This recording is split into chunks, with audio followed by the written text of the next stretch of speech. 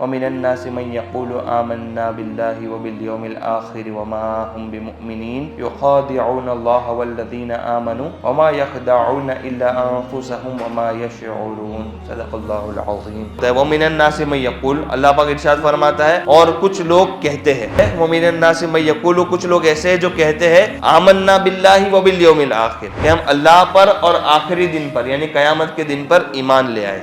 یہ منافقین کے بارے میں بیان کیا گیا۔ اب یہاں دیکھیں کیا بیان کیا گیا کہ ہم اللہ پر اور آخرت پر ایمان لائے۔ یہ ایمان کے دو سرے ہیں، پہلا اللہ پاک پر ایمان لانا اور آخر میں آخرت پر ایمان لانا۔ ان دونوں میں سارے ایمانیات، سارے عقائد شامل ہیں، یعنی اللہ پر ایمان لانا، اس کے رسولوں پر ایمان لانا، کتابوں پر ایمان لانا، فرشتوں پر ایمان لانا اور آخرت کے دن پر ایمان لانا، یہ سب کچھ ان دو میں آ گیا۔ تو گویا یہ منافق کہہ رہے ہیں کہ ہم سارے اسلامی عقائد پر ایمان لے آئے، ہم نے سب کچھ تسلیم کر لیا، وہ زبان سے ایمان لے آئے، لیکن اللہ پاک کیا ارشاد فرماتا ہے؟ وما ہم بمؤمنین، وہ لوگ ایمان والے نہیں ہیں۔ وہ لوگ تو کہہ رہے کہ ہم ایمان لے آئے، لیکن اللہ پاک کیا فرماتا ہے؟ وہ ایمان والے نہیں ہیں۔ یعنی منافق تو یہ کہتے ہیں کہ ہم ایمان لے آئے، اقرار بھی کرتے ہیں، لیکن ایمان صرف ان کی زبان پر، ان کے دل میں نہیں ہے، اور اللہ پاک تو دلوں کے حال جانتے ہیں، اس لیے اللہ نے فرما دیا کہ وہ ایمان والے نہیں ہے۔ یہاں ایک سوال اٹھتا ہے، ذہن میں ایک سوال بھی آتا ہے کہ اگر انہوں نے ایمان قبول کرنا ہی نہیں تھا، منافقین کو دیکھے دل میں کفر ہی ہے، دل میں تو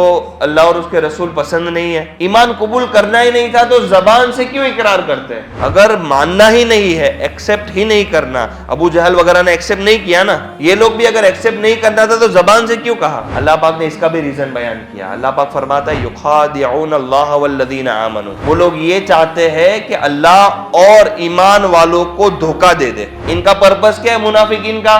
زبان سے اقرار کرنے میں مقصد کیا کہ وہ اللہ اور اس کے رسول اور ایمان والوں کو دھوکہ دینا چاہتے ہیں۔ یعنی وہ لوگ یہ چاہتے ہیں کہ ہم زبان سے اقرار کر لیں تو جو صحابہ کرام ہیں وہ ہمیں مومن مان لیں، وہ ہمیں ایمان والا قبول کر لیں، ہمیں اپنے ساتھ رکھے، ہم پر بھی شفقتیں ہو، جو مال غنیمت آئے اس میں سے ہمارا بھی حصہ بنے، وہ مسلمان جو ہے وہ ہماری پراپرٹیز کی بھی حفاظت کرے، ہمارے مال کی بھی حفاظت کرے۔ ان کے یہ سب ذہن میں یہ سب نیتیں تھی، یہ برے خیالات تھے، یہ بری نیتیں تھی کہ اگر ہم زبان سے اقرار کر لیتے تو ہمیں وہ سارے پریویلیج ملے گے۔ منافقین کا ایک پرپس یہ ہوتا ہے، ایک مقصد یہ ہے، ایک مقصد یہ کہ مسلمانوں کے درمیان رہے، ان کی خبری بنے، انٹیلیجنس سروس بنے، کہ مسلمانوں کے درمیان رہے، ان میں کیا مشورے ہوتے ہیں یہ بات دوسروں تک پہنچائے۔ یہ بھی منافقین کرتے ہیں، زبان سے اقرار کر لیتے ہیں مسلمان ہیں، مسلمان کے گروپ میں شامل ہو جاتے ہیں، پھر اندر سے خبر غیروں کو لیک کرتے ہیں۔ یہ بھی منافقین کا ایک مقصد ہوتا ہے۔ منافق کا ایک اور مقصد کیا؟ ان کا ایک مقصد یہ کہ ہم زبان سے اقرار کر لیں، پھر مسلمانوں کے درمیان جائے، ان کے اندر پھوٹ پیدا کرے، ان کے اندر فتنے ڈالے۔ یہ بھی منافقوں کا ایک مقصد۔ تو اللہ پاک نے کیا فرمایا؟ یخادعون اللہ والذین آمنوا، یہ لوگ چاہتے ہیں کہ اللہ اور ایمان والوں کو دھوکہ دے، لیکن پھر اللہ پاک نے کیا ارشاد فرمایا؟ حال یہ ہے کہ وما یخدعون الا انفسهم وما یشعرون، اور حالانکہ یہ صرف اپنے آپ کو فریب دے رہے ہیں۔ وہ لوگ چاہتے ہیں کہ ہم اللہ اور اس کے رسول اور ایمان والوں کو فریب دیں۔ اللہ فرماتے ہیں لوگ اللہ کو تو دھوکہ دے ہی نہیں سکتے، یہ لوگ اپنے آپ کو دھوکہ دے رہے ہیں، اور انہیں شعور نہیں، انہیں اس کا علم بھی نہیں ہے، انہیں سینس بھی نہیں ہے کہ وہ اپنے آپ کو ہی دھوکہ دے رہے ہیں۔ انہیں تو یہ لگ رہا ہے کہ ہم ایمان والوں کو دھوکہ دے رہے ہیں، ہم اللہ کو دھوکہ دے رہے ہیں، لیکن اللہ کو کوئی دھوکہ دے سکتا ہے؟ کس کو اللہ کو دھوکہ دینے کی خواہش؟ جو علام الغیوب ہے، جس نے سارے جہانوں کو بنایا۔ آپ سوچئے